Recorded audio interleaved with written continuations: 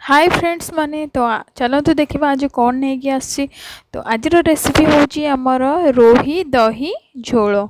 तो तापाई देखो मुझे दही को नहीं आठी देखो मो माछ को फ्राए कर नौ भल भाव आपण मैंने भी जो माछ माने रोही माछ जदि हो रोही माछ को तेल रे भल भाव फ्राए करदे। आउे दही ने दही रे जेहेतु ये माछटा हम तो आम दही हूँ आमर मेन। तो दही मु कौन कर फुल गोटे बाउल नहीं जाइए दही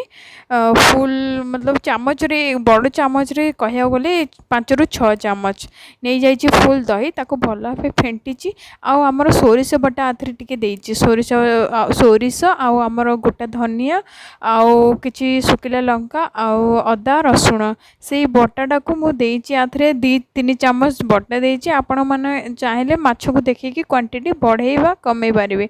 तो देकी आउ आमर भाजिकी रखिथिबा आलू को आलू चाहिले आपण माने पकेइबे न तो जदि आलू पसंद नथिबो ताले जेहेतु आमर ओडिया घरे माछ हुए तो आलू निश्चित भाव पड़े। तो आलू पकई देइछि आउ किछि एठी कंचा लंका को मु बस गोटे लंका को टिके चिरा लगेकी एमिति 4 ରୁ 5 टा लंका दे देइछि। आपण माने राग हिसाब रे देबे अधिक राग खाया को अधिक राग खाइबा को पसंद करते तो अधिक लंका आप मैंने दे पारे। तो मुझे कौन कर सब को भल भाव फेंटिकी दही को मसला को भल भाव फेंटी तादे लुण हलदी आउ किसी सुकिला लंका पाउडर आउ धनिया पाउडर जीरा पाउडर टिके टिके जस्ट जेहेतु बाटी नदेले भी चलो आउ टिके गरम मसला देकी ताको पूरा भल भाव 2 ରୁ 3 मिनट फेंटिकी भल भाव मिक्स करके रखी नहीं। तो तापर माछ जो आमर एटा कौन ना आमर सब किछि हेई सारा पर आमर गैस उपरे एटा चढ़ा जीवो मतलब जाली की। तो ये देखो मु फुटण रे कौन कौन रखी आधे फुटण सोरिष पड़बनी तो जेहेतु मु पान मधुरी टिके रखीचे आउ टिके जुआणी रखी जुआणीटा आपण मैंने जानी थे एमती मिले मार्केट रे आउ किछि एठी कला जीरा रखीचे यही 3टा जिनस पड़ो आउ टिके भृषंग पत्र पड़ो जो स्मेल आसो आठू माने बढ़िया स्मेल आसो आपण मैंने सोरिष देबेनी बस यही 3टा जिनस देबे आउ टिके भृषंग पत्र देबे। तो मो पाखे भृषंग पत्र एबे अवेलेबल नथिला लास्ट मुझे दे देइछि फुटण रे न देके मु लास्ट दे देइछि। तो देखंतु माछ मु जो फ्राए करके रखिथिली ताकू एबे सब दे देइछि आधरे दही जो हमर पानी बनिकी थिला मसलाटा ताधरे देकी एबे एपटे देखंतु मु फुटण पाई एठी कड़े मु गैस रे चढ़े देइछि तादरे टिके सोरिष तेल देइछि सोरिष तेल भल स्मेल आसे। तो सोरिष तेल देइछि आउ जो 3टा फुटण रखिथिली सेई सब को तेल जतळ हमर गरम हे आसला से सब को दे देइछि। तो सेटा भल भाबे फुटिया पई छाड़ी देइछि से सब फुटले आपण माने चाहे पियाज दे पारे मु गोटे पियाज दे देइछि। तो काटिकी रखिथिली छोट छोट पियाज ताको देकी भल भाबे फ्राए करनबा जेहेतु आमर दही पड़ी तो आमर टमाटो आउ किछि पकेवा किछि भी आवश्यक नहीं आमे दही रे जेहेतु करछि दहीटा एमतिर भी खट्टा हाँ दही रे टिके चीनी भी टिके ऐड कर देबे लूण हलदी आउ टिके जस्ट तार माने टेस्ट को एनहांस करिया पे टिके चीनी देबे।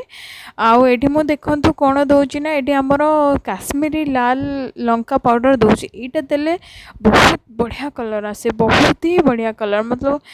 आपण माने थिले देबे नहले किछ प्रॉब्लम नाही आपण माने सेमिति भी बने पारिबे। तो मो पाखे जेहेतु थिला मु देई दोछि आ एबे से फुटणटा को जो हमर रखिथिले मिक्सचरटा बनेगिरी से देदेवा देखो केते सुंदर देखा जाउछ फुटण देला परे।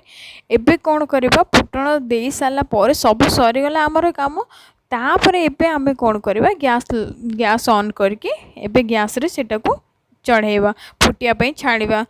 कम से कम आपण माने पानी हिसाब रे देखिए आपण माने जेती खाइबे सेती हिसाब रे देबे। तो कम से कम 15 ରୁ 20 मिनट एबे देखंतु मु सोरिष कंचा सोरिष तेल टिके आउ ऐड करछि आथरे निश्चय देबे कंचा सोरिष तेलटा लास्ट रे देबे निश्चय ताठो टेस्ट बहुत ही बढ़िया आसीबो। तो निश्चित भाव आपण माने भी देबे सो हिसाब रे जेती आपण माने तेल खाया पसंद करंती मु सोरिष तेल टिके पके दिछि आउ 15 ରୁ 20 मिनट फुटिया पई छाड़ देथिली। एबे देखो देखंतु केते सुंदर देखा जाउची आम तरकारी एकदम तेल ऊपर भासुची देखंतु आ भूसम पत्र मु कहितली मु लास्ट रे देबी सेतेबेले मो पाखरे नथिला तो एबे मु आनीची तो मो पाखरे एबे थिला तो मु लास्ट रे दे देली आपण मन पाखरे जो धनिया पत्र भी थिबा धनिया पत्र दे पारिबे तो देखंतु केते सुंदर देखा जाउची आ विश्वास करिवेनी घर सारा आर स्मेल एते मतलब दही रो स्मेल एते आसुची आ से दही आ जो फुटण एते बढ़िया स्मेल आसुची विश्वास करेंगे निजे बनैले ही जानबे घर सारा बासुची पूरा तो समस्ते बनईके ट्राए करंतु थरे ए टाइप रे सेमिति तो बनाउछंदी सबुबले समस्ते बनाती तो एटा गोटे नुआ प्रोसेस रे आपण माने बनतु बहुत ही टेस्ट आर भल आसीबो तो तापरे कमेंट रे मते कहिबे केमिति लागले आपण माने खांतु आपण माने को फैमिली मेंबर्स को खुआंतु आ भल लागिले लाइक कमेंट शेयर करिवे चैनल को सब्सक्राइब निश्चित भाबे करिवे।